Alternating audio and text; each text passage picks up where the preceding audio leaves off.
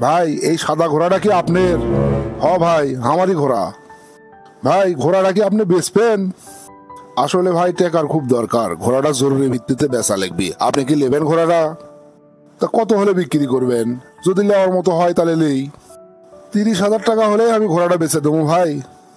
আচ্ছা ঠিক আছে, ঘোড়াটা তাহলে আমি নিলাম, কিন্তু ভাই টাকাটা 2-3 ঘন্টা পরে দেবো। সমস্যা আছে আপনার? না ভাই, কোনো সমস্যা নাই। আপনি তো একজন সৎ মানুষ, এলাকার সব মানুষই আপনাকে চেনে। তাহলে এক কাম করেন, আপনি ঘোড়াটা নিয়ে যান, আমি একটা বাড়িতে যাই। বাড়িতে অনেক কাম আছে, 2-3 ঘন্টা পরে আসে আপনার কাছে টাকা নিয়ে যাবো হয়নি। আচ্ছা ঠিক আছে তাহলে। ঘোড়াটা তো নিলাম 30,000 টাকা দিয়ে, কিন্তু আমার কাছে তো কোনো টাকা বসাই নাই। ওই লোক ব্যান টাকা কুন্টি থেকে দেবো? আবার এই ঘোড়াটা যদি আমি বেশি দামে বিক্রি করে পেলামিনি, তাহলে হয়তো লাভের টাকা দিয়ে আমার ঋণটা পরিশোধ করে পেলামিনি। পাওনাদার প্রত্যেক দিন বাইরে দেশে অপমান করে, বৌসলের সামনে অপমান হতে তো আর ভাল লাগে না। আল্লাহ তুমি একটা ব্যবস্থা করে দাও, আল্লাহ আমার মুখের দিকে না তাকাও। আরে ভাই, আপনি সাদা ঘোড়া নিয়ে এই জায়গার দাঁড়িয়ে আছেন, আমি সারা দেশ তন্ন তন্ন করে খুঁজে একটা সাদা ঘোড়া পাচ্ছি রে। ভাই এই সাদা ঘোড়াটা আমার কাছে বেচা লাগবি ভাই। আপনি কিনে নেবেন সাদা ঘোড়া? আমি তো বেচার জন্য দাঁড়িয়ে আছি, তাহলে অবশ্যই অবশ্যই সাদা ঘোড়াটা আমার খুবই জরুরি দরকার। তা কত হলে বিক্রি করবেন ভাই? 50,000। 50,000 টাকা হলে আমি ঘোড়াটা বিক্রি করবো। বাপরে, দাম তো কমই আছে। আমি তো মনে করছিলাম 1-1.5 লাখ টাকা দাম চাবি। তাড়াতাড়ি ঘোড়াটা নিয়ে এলেই। ঠিক আছে ভাই, ঠিক আছে, আমি আর তাহলে দামাদামি করলাম না। 50,000 অতি রাজি। ঘোড়াটা তাহলে দেন, 8 টাকাটা নেন। গোপাল ভাই তুমি আচ্ছ, তোমার জন্যই আমি টাকা নিয়ে বসে আছি, ধরো টাকাটা নাও। হ ভাই, অল্প না দেরি হয়ে গেল, একটা কামত আটকে গেছিলাম তো, যে জন্য আসতে একটু সময় লাগলো। আচ্ছা টাকাগুলো তাহলে দেন। ওরে শালা, এই মালিকক এলাকার সব মানুষ সৎ লোক করে কয়। এই যে এত বড় ধান্দাবাজ, আমি যদি নিজের চোখে না দেখলাম হিনি তাহলে তো বিশ্বাসই করলাম না হিনি বারে। 30,000 টাকা দিয়ে একটা ঘোড়া কিনে নিল, 2 ঘন্টার মধ্যে সেটা 50,000 টাকা বিক্রি করে 20,000 টাকা লাভ করলো। মালিকক 30,000 টাকাই দিল, খারার উপর 20,000 টাকা কামাই করলো। না না না, এটা তো অন্যায়। গোপালক তো ঘটনাটা কয়ে দেওয়া লাগবে। ওর ঘোড়ার থেকে 20,000 টাকা কামাই করলো মালিক, মালিকক তো এইভাবে ছাড়া দেওয়া যাবার নয়। তাহলে ওই আরো বড় বড় ধান্দাবাজি করবি। হ্যাঁ হ্যাঁ হ্যাঁ। আর গোপালক যদি কয়ে বলে মালিকক থেকে 20,000 টাকা খসাবের পারি, সে থেকে আমারও কিছু টাকা কামাই হবি। হ্যাঁ হ্যাঁ হ্যাঁ। এ স্যাংরা গোপাল, গোপাল, এ গোপাল, এদিকে শোনো শোনো শোনো। হেব্বু ভাই কি আছে কও? আরে গোপাল, তুই যা ঘোড়াটা দিয়ে গেল 30,000 টাকা দিয়ে, সেই ঘোড়া ওই কি করছে জানিস? তুই যাওয়ার কিছুক্ষণ পর পরই ওই ঘোড়া 50,000 টাকা দিয়ে বিক্রি করছে, খারার উপরে 20,000 টাকা লাভ করছে। চিন্তা করছু তো? ওই যেগুলো আমানত হিসেবে ওই সেই ঘোড়াটা বেচে খেলো, তাও আবার 20,000 টাকা লাভ করলো, সেটি থেকে তো 30,000 টাকা দিছে। কি করছো হেব্বু ভাই? মালিক ভাই ঘোড়াটা 50,000 টাকা দিয়ে বিক্রি করছে?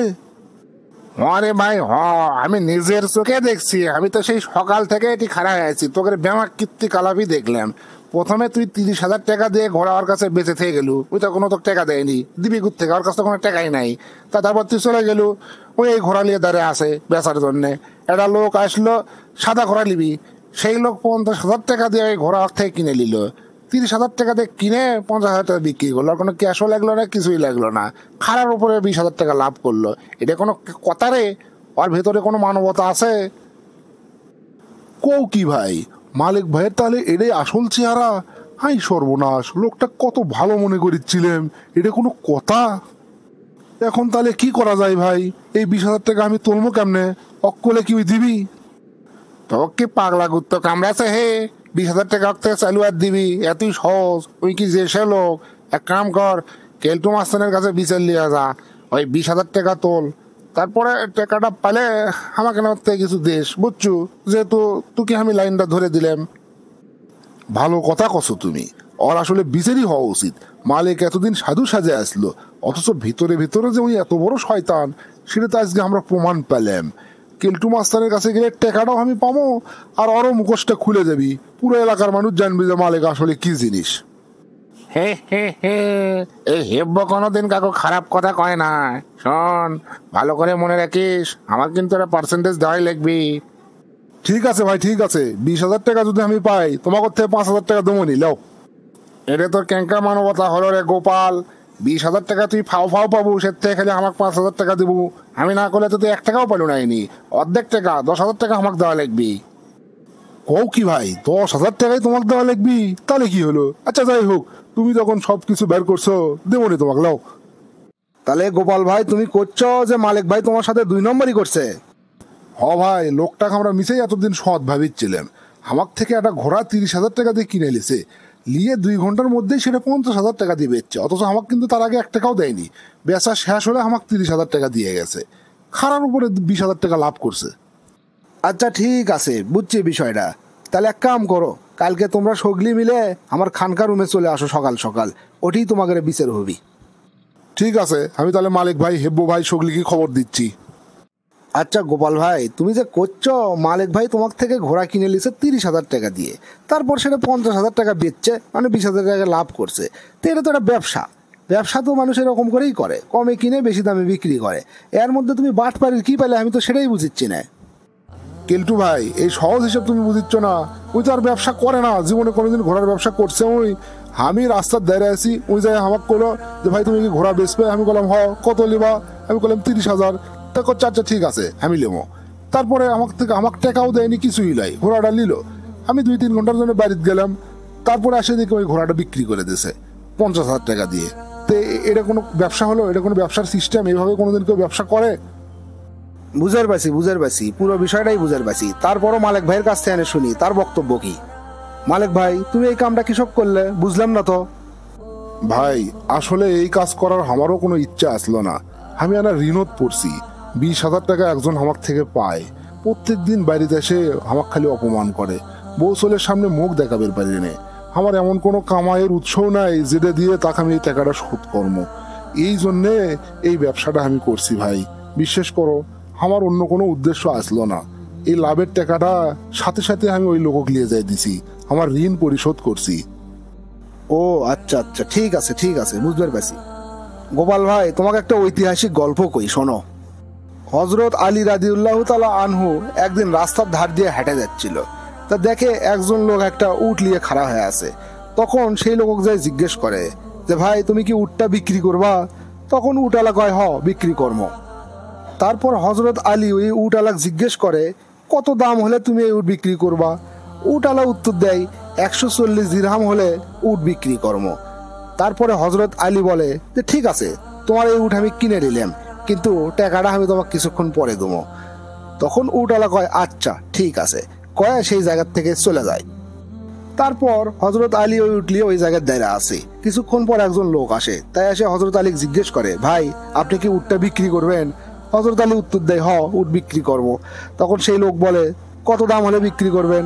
হজরত আলী উত্তর দেয় 200 দিরহাম হলে বিক্রি করবো। তখন সেই লোক 200 দিরহাম দিয়ে উটটা কিনে নেয়। এর কিছুক্ষণ পরে প্রথমে হজরত আলী যার কাছ থেকে উট কিনে নিছিল সেই লোক আসে।